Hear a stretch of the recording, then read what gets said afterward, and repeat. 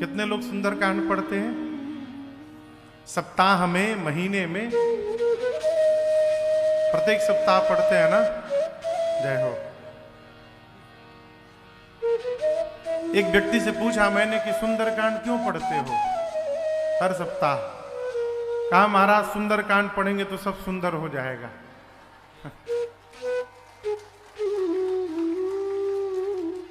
केवल सुंदरकांड पढ़ने से सुंदर नहीं होगा, जीवन में सुंदर रहने से सुंदर होगा। सुंदर आचार होना चाहिए, सुंदर विचार होना चाहिए। आचार विचार सुंदर होगा तो सुंदर व्यवहार होना चाहिए। और ये तीनों जब सुंदर होगा तब जाकर जीवन सुंदर होगा। आचार विचार व्यवहार, और ये तीनों सुंदर कैसे होंगे? प्रश्न है ना कि आचार विचार फिर व्यवहार, ये तीनों सुंदर कैसे होंगे? तो इनको सुंदर करने के लिए सुंदर कांड से पहले श्री अयोध्या कांड को पढ़ना होगा और समझना होगा। महापुरुष कहते हैं, संत कहते हैं कि श्री अयोध्या कांड की कथा मनुष्य के युवा अवस्था की कथा है। युवा अवस्था यानी जवानी की कथा है। एक युवान को समाज में, प्रदेश में, देश में, परिवार में, घर में, गांव में, नगर में, शहर में कैसे रहना है, यदि ये सीखना है तो अयोध्या कांड को पढ़ना होगा प्रारंभ से। हमारे पूज्य महाराज श्री कहते हैं, बाबू अयोध्या कांड मनुष्य के जीवन की आचार संहिता है। अयोध्या कांड मनुष्य के जीवन की व्यवहार संहिता है। अयोध्या कांड मनुष्य के जीवन की विचार संहिता है। और पढ़ करके समझ में आ गया तो फिर अंत में यही भवपार संहिता है। ये व्यवहार ही भवपार करा देगा। अयोध्या कांड श्री रामचरितमानस का दूसरा सबसे बृहद कांड। मानस में 7 सोपान है, 7 कांड। निवेदन किया था ना पहले दिन आपसे, कितने कांड हैं? कहिए 7। सबसे पहला कांड बाल कांड, दूसरा अयोध्या कांड, तीसरा अरण्य कांड, चौथा किष्किंधा कांड, 5वां सुंदर कांड, 6ठा युद्ध कांड अथवा लंका कांड, और 7वें कांड का नाम है उत्तर कांड। इन 7 सोपानों में, 7 कांडों में सबसे बड़ा जो कांड है वो है बाल कांड। उसके बाद दूसरे नंबर पर स्थान आता है श्री अयोध्या कांड का। अयोध्या कांड के प्रारंभ में पूज्यपाद गोस्वामी श्री तुलसीदास जी महाराज ने 3 श्लोक को याद किया है। 3 श्लोक। पहले श्लोक में दाहिने तरफ जो आपको ये परिवार दिख रहा है बाबा का, इनको वंदन किया है। यस्यांके च विभाति भूधर सुता देवापगा मस्तके भाले बाल विधुर गले च गर्णम यस्योरसी व्यालरा सोयं भूति विभूषणः सुरवरः सर्वाधिपः सर्वदा सर्वः सर्वगतः शिवः शशिनिभः श्रीशंकरः पातु माम्। पहला श्लोक। भगवान शंकर जिनके वामांग में मां भवानी विराजमान है। यशांके च विभाति भूधर सुता, जिसके सिर पर देव नदी मां गंगा है। देवा पगा मस्तके, ललाट पर दूज के चंद्रमा है, भाले बाल विधुर, गले में हलाहल विष है, गले च गरलम, वक्षस्थल पर वासुकी सर्प यज्ञोपवीत बनकर विराजमान है। यस्यो रसी ब्यालराज, जो भगवान भभूत का विभूषण श्रृंगार करके बैठे हैं, देवताओं के स्वामी हैं, जगत के नियंता है, सर्वाधिपय सर्वदा, और एक दिन नहीं सर्वदा हमेशा। वो भगवान सब कुछ है, वो भगवान सर्वत्र है, वो भगवान चंद्रमा की भांति कांति देने वाले उन भगवान शंकर को जो सबके स्वामी है, मैं बारंबार वंदन करता हूं। देखिए, इकलौते ऐसे भगवान हैं जिनको देवता भी पूजते हैं और दानव भी पूजते हैं। कौन? बाबा। सर्वप्रिय हो जाना। गोस्वामी जी ने पहले श्लोक में बाबा को वंदन किया है। क्यों? जिसका हम और आप चिंतन करते हैं उसका स्वभाव जीवन में आता है। ये बड़ा सूक्ष्म विषय है। एक महीना आप किसी दुष्ट व्यक्ति के बारे में सोचना प्रारंभ करिए, उसके बारे में सोचते सोचते उसकी दुष्टता आपके जीवन में आने लगेगी। एक महीने आप किसी साधु के बारे में सोचना प्रारंभ करिए, सोचते सोचते आपके जीवन में साधुता उतरने लगेगी। ये चिंतन का प्रभाव है। कैसा चिंतन करना है? पूज्यपाद गोस्वामी तुलसीदास जी ने श्री अयोध्या कांड के प्रारंभ में ही बाबा का चिंतन किया है। क्यों? देखिए, हम और आप गृहस्थी हैं।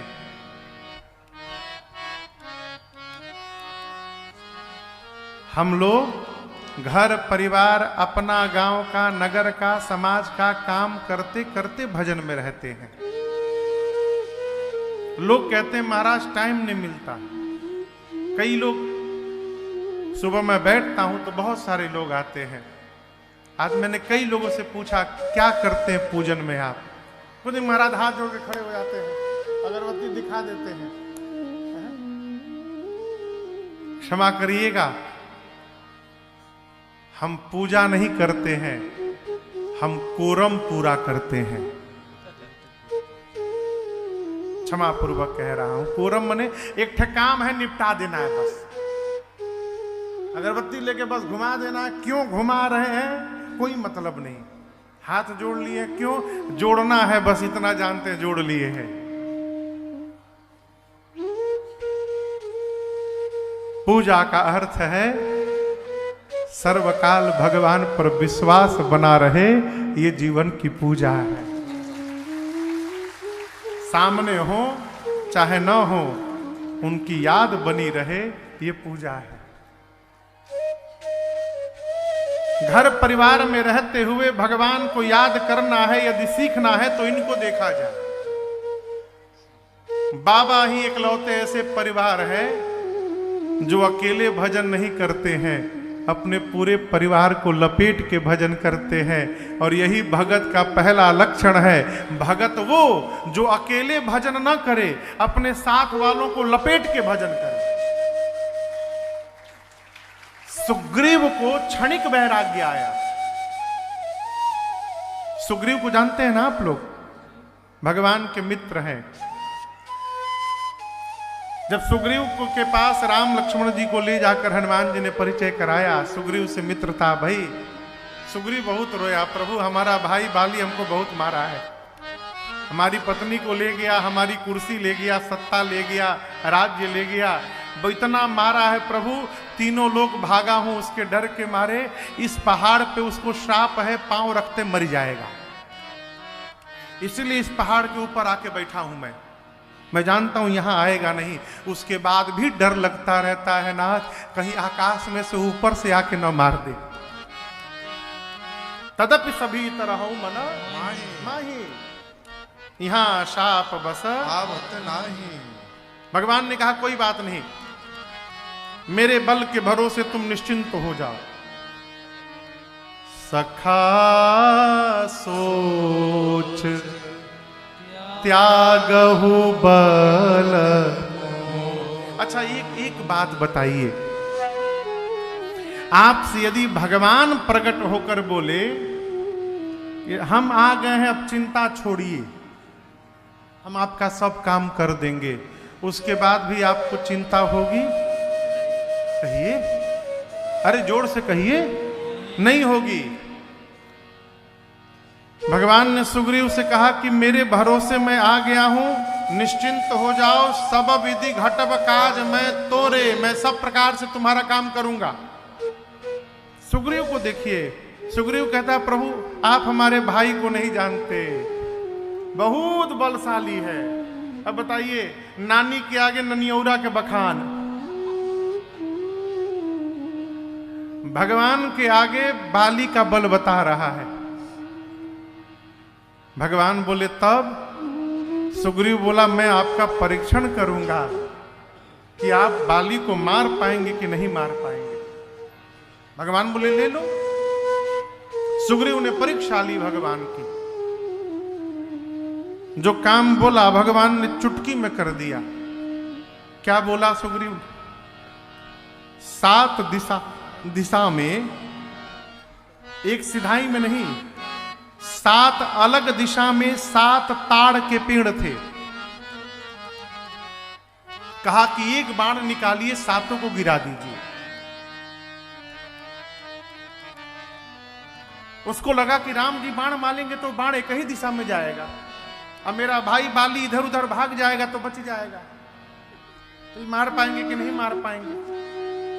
तो भगवान ने निकाला बाण और एक दिशा में छोड़ा, वो बाण 7 दिशा में जाकर 7 पेड़ को गिराकर चला आया, वापस चला आया।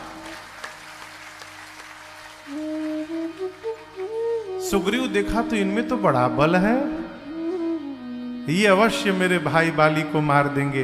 अब दर्शन करिए, भाषा बदल गई। कहता है प्रभु अब प्रभु कृपा करहु एहि भांति, सब तजी भजन करो दिन राति।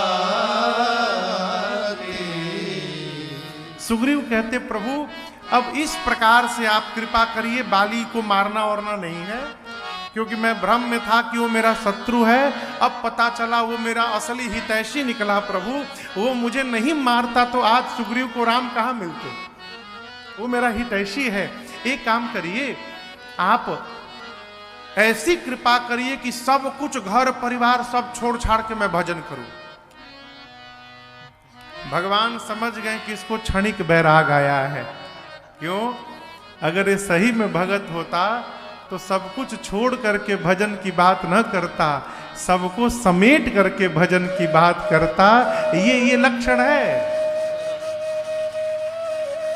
अरे बताइए, अकेले भजन करना ही कौन भजन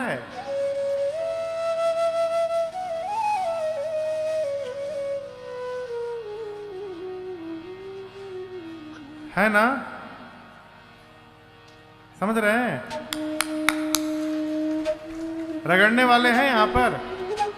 अरे कहिए कि हम पूछेंगे नहीं कितने लोग हैं।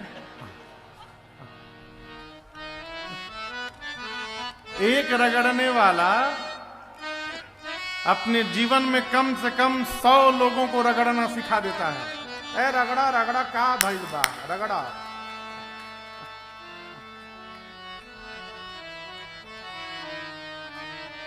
देखिए आपको एक बात बताऊं, बुरा ना मानिएगा,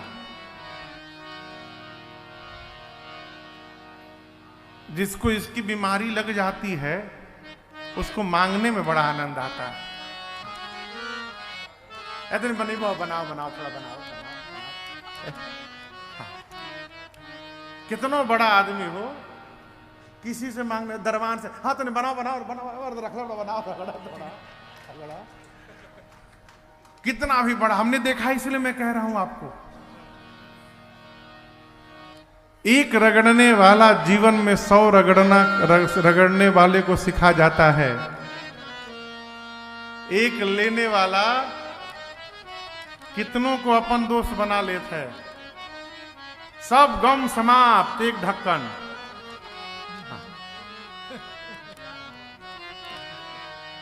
कहो, एक फेंटने वाला कितने को फेंटना सिखा देता है।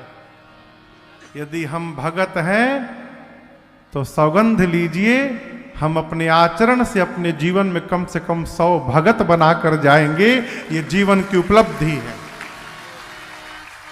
छोड़ करके भजन करना कौन सा भजन है? धर्मशीलता ये नहीं है कि हम अकेले पड़े हैं। धर्मशीलता है कि हमारे धर्म को देखकर दूसरा भी उस आचरण को जीवन में धारण करने लगे। ये जीवन है। बाबा पूरे परिवार के साथ चौपाई गाइए। मंगल भवना अमंगल हारे, मंगल भवना अमंगल हारे, उमा सहित जही जपहि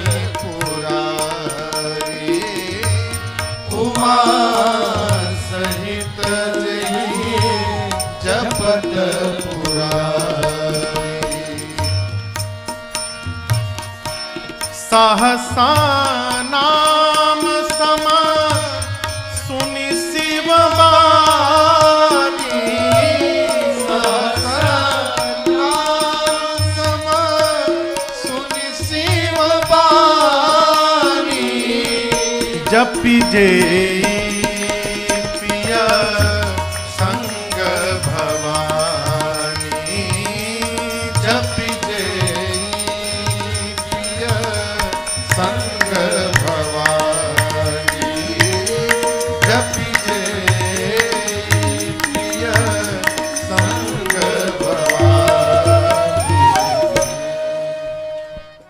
बाबू के सिर में दर्द हो रहा है क्या? दर्द हो रहा है ना? उसको भिजवाइए, घर भिजवाइए। साउंड से और दर्द होगा। गैस तो ना हो गया होगा, देखिए।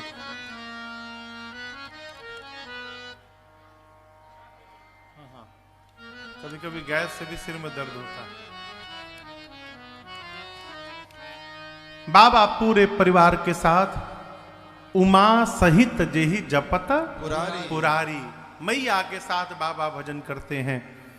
पूरा परिवार भजन में रहता है। इसलिए गोस्वामी तुलसीदास जी ने अयोध्या कांड के प्रारंभ में भगवान शिव को प्रणाम किया। प्रथम श्लोक में। द्वितीय श्लोक में बाबा कहते हैं, प्रसन्नताम या नगताभिषेकतः तथा न ममले वनवास दुःखतः, मुखाम्बुजश्री रघुनन्दनस्य मे सदा स्फुषा मंजुल मंगल प्रदा। जिन राम जी को रात, अभी आदमी को आज के समय में ये सूचना रात को दे दीजिए कि सवेरे आपको पावर ऑफ अटर्नी दी जाएगी। मालिक की फेसबुक, व्हाट्सएप सब जगह भूजा छीट देगा वो। सवेरे हम बन रहे हैं लेकिन राम जी को कोई प्रसन्नता नहीं भई। प्रातः कल कहा गया कि राजा नहीं, जाइए वन में 14 साल के लिए। राम जी को कोई दुख नहीं हुआ। ये जीवन की समरसता है। जो मुख रात्रि में सुना कि प्रातः युवराज बनना है, प्रसन्न नहीं भय। प्रातः काल सुने युवराज नहीं वन में और जाना है, दुखी नहीं भय। गोस्वामी जी कहते हैं, भगवान का वो मुख जो सर्वकाल एक रस में बना रहता है, उस मुख को मैं बारंबार वंदन करता हूं। वो मुख भक्तों का मंगल करने वाला है। सदा स्तुषा मंजुल मंगल प्रदा। आप दर्शन करिए, कोई आदमी क्रोध में हो, उस समय उससे जाकर बात करिए। और वही आदमी जब प्रसन्नता में हो उस समय आप जाकर बात करिए, दोनों समय का विचार व्यवहार अलग अलग दिखाई पड़ेगा। लेकिन भगवान अगर घर में खटपट हुआ तो महात्मा साधु बन जाओ, अरे बनना था तो नहीं है। कर्तव्य का पालन करिए परिवार में, गांव में, समाज में, और इस बात को मान के रखिए कि अपने तो भगवान है, अपने भगवान के लिए ही है। हम लोग एक पद गाते हैं, बहुत दिन हो गया उसको गाए। जय महाराज पथिक जी कहते हैं, चलते फिरते रोते गाते सुख दुख में मन को समझाते। एक ही बात कहो, कहो पुकार पुकार हमारे सीताराम,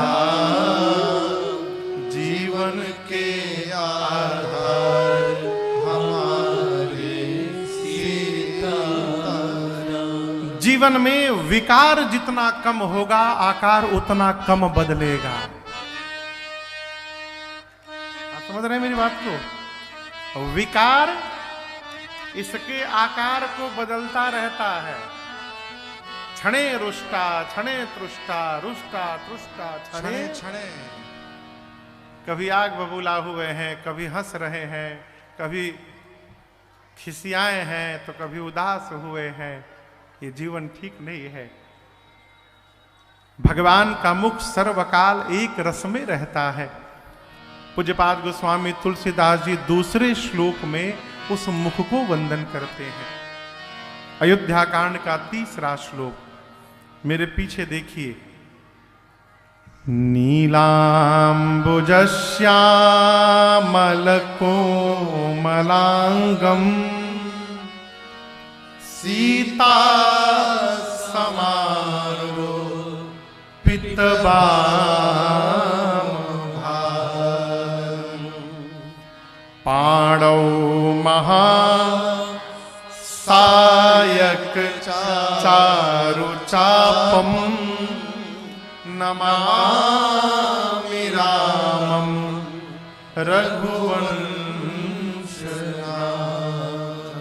गोस्वामी जी कहते हैं, नीलांबुज श्यामल कोमलांगम, नीले अंबुज के समान जिसका श्यामल रंग है और कोमल अंग है।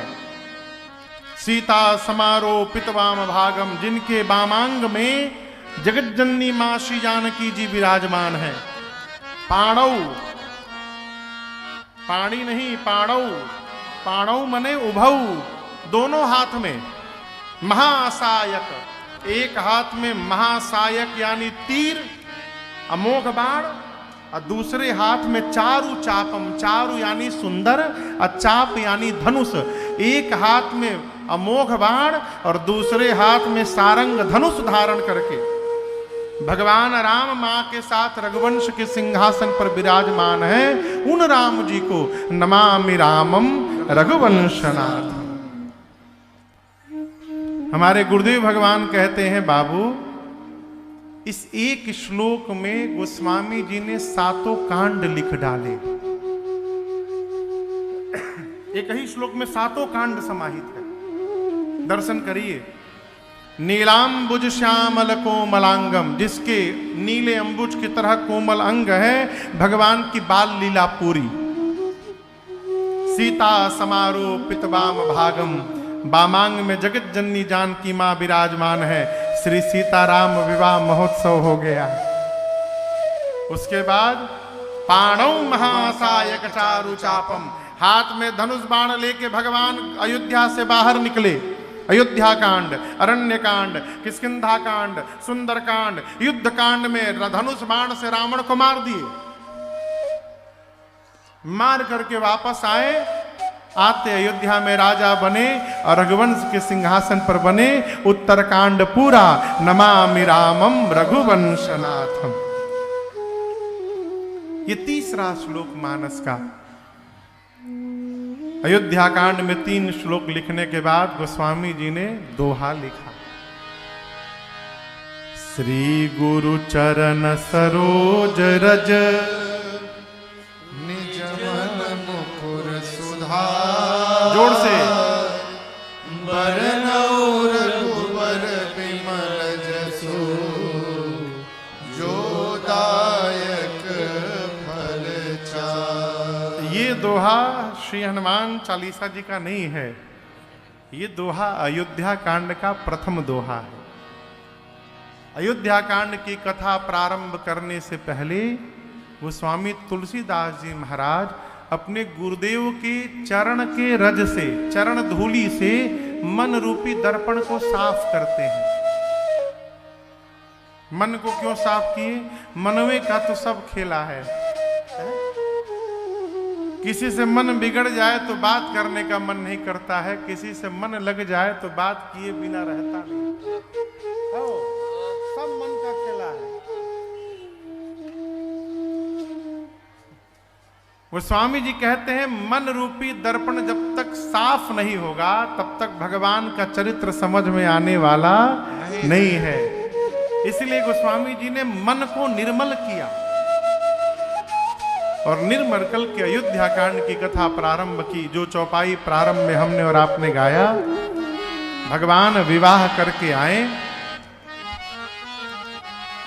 अयोध्या में नित्य नवीन आनंद महोत्सव चल रहा है। ये आनंद महोत्सव कितने दिन चला? 11 वर्ष तक। कितने दिन?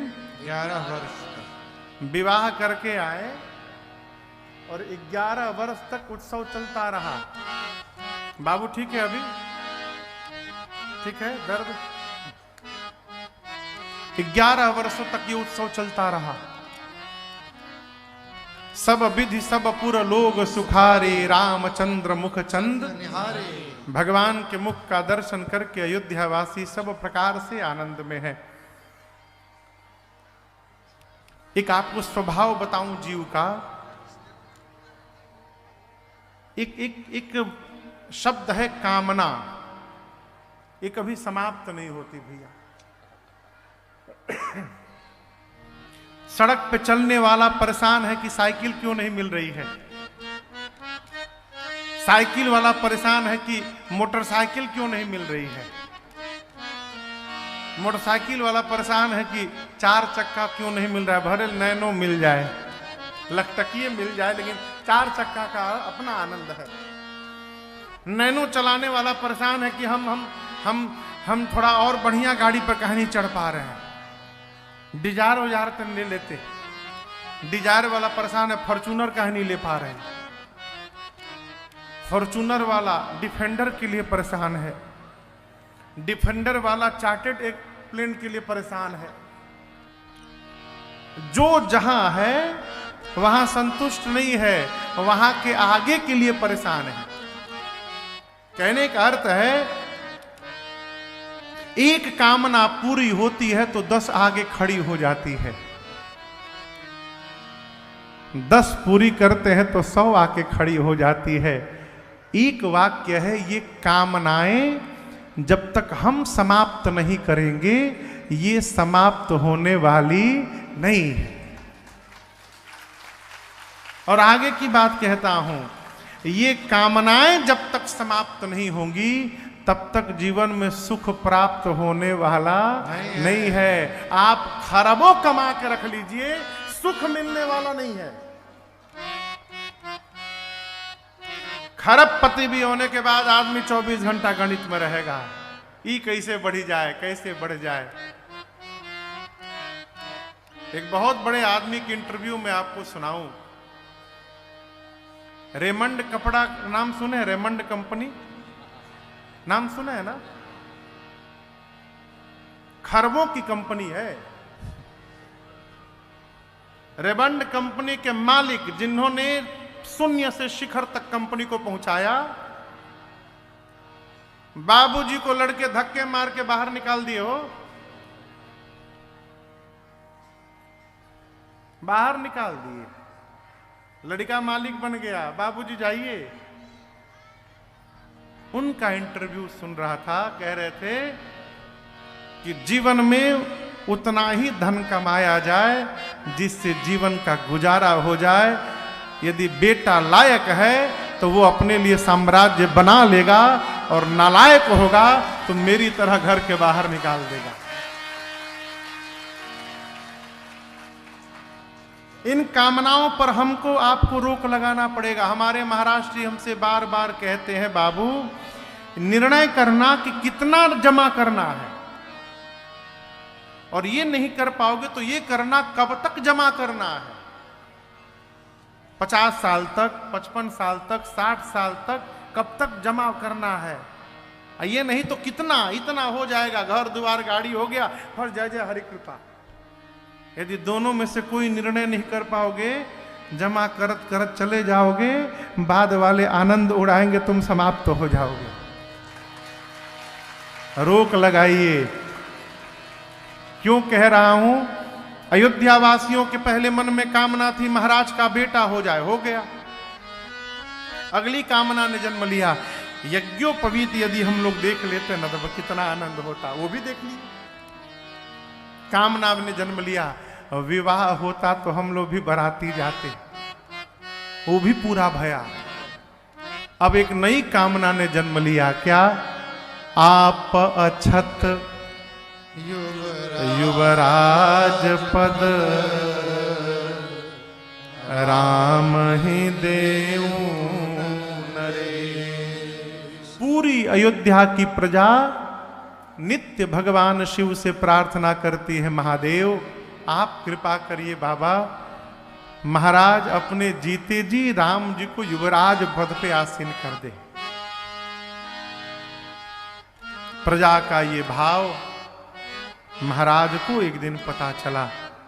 कैसे पता चला? दरबार में महाराज बैठे थे, उनको लगा कि सिर का मुकुट टेढ़ा हो गया। दर्पण लेके मुकुट जैसे सीधा किए, तब तक कान के पास एक कनपट्टी है ना, एक कहते हैं कनपट्टी, देखिए कनपट्टी है। आजकल के लड़कन के बार में कनपट्टी गायब है, ये नहीं है। यहां 2-3 एक्सप्रेसवे बना रहता है।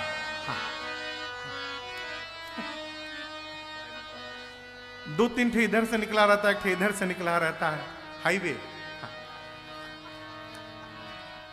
महाराज ने देखा कि कान के पास ये जो केश है, श्रवण समीप भये शित केसा, कान के पास के केश श्वेत दिखाई पड़े।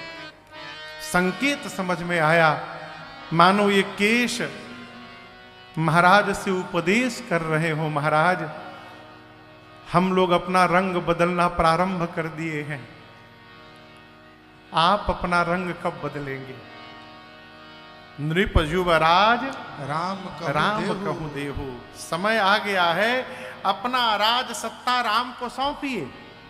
और देखिए मानस की कथा में आपसे निवेदन करूं, यदि घर परिवार में आपकी संतान योग्य हो गई तो कथा कहती है अपना भार संतान को सौंप कर जीते जी मुक्त होने का स्वभाव बनाइए, मुक्त होइए। याद रखिएगा, मुक्त कोई करेगा नहीं, मुक्त होना पड़ेगा। मुझे याद है आज भी अयोध्या में पूज्य महाराज ऋषि के साथ बैठा था, 75 साल के एक बाबूजी आके रोने लगे। महाराज जी पूछे क्यों रह रहे? महाराज लड़का हमको गद्दी पर से उठा दिया, अपने बैठ गया। महाराज जी बोले घर से भगाया नहीं है? नहीं भगाया नहीं है, साथ में ही रहते हैं। कहते हैं बाबूजी आप घर पे रहिए, हम संभाल रहे हैं। तो महाराज जी बोले अरे तुमको तो नाचना चाहिए कि आपकी संतान आपके दायित्व को संभाल रही है और आप रो रहे हो। ये क्या है? छोड़ना अपने को पड़ता है, मन से। वो भी लोग छोड़ते काहे नहीं है? छोड़ देंगे तो बर्बाद कर देगा। भगवान क्षमा करिए, अमृत पी के नहीं आए हैं ना, कि अमृत पी के आए हैं। यदि आज रात को चले गए तो कल से कौन आबाद करेगा? वही करेगा। आपके सामने यदि कहीं दाएं बाएं होगा तो आप रहेंगे तो संभाल भी सकते हैं, आपके बाद कौन संभालेगा? हो संतान योग्य भई तो पूरा भार सौंपिए उसको। महाराज के मन में जैसे भाव आया, तुरंत गए गुरु जी के पास, चरणों में जाकर महाराज ने दंडवत किया है। दंडवत प्रणाम करके कहा गुरुदेव हम आए हैं आपके पास, एक हमको मुहूर्त बता दीजिए जिस मुहूर्त पर मैं प्रातः काल राम का अभिषेक कर सकूं। जैसे गुरुदेव से महाराज ने मुहूर्त पूछा है, गुरुदेव मुस्कुराने लगे, बोले आपको पता है आप किसके लिए पूछ रहे हैं? बोले अपने पुत्र के लिए। बोले आपके पुत्र बाद में हैं, उससे पहले भी राम कुछ हैं। गुरु जी कहते हैं महाराज सुनु नृप जासु विमुख पछताए, सुनो नृप जासु विमुख पछताए, जासु भजन बिनु जरनी। भागवत कथा पसंद आई तो प्लीज़ चैनल को लाइक शेयर सब्सक्राइब करना ना भूलें। Thanks for watching. Radhe Radhe. आपका दिन शुभ हो। धन्यवाद।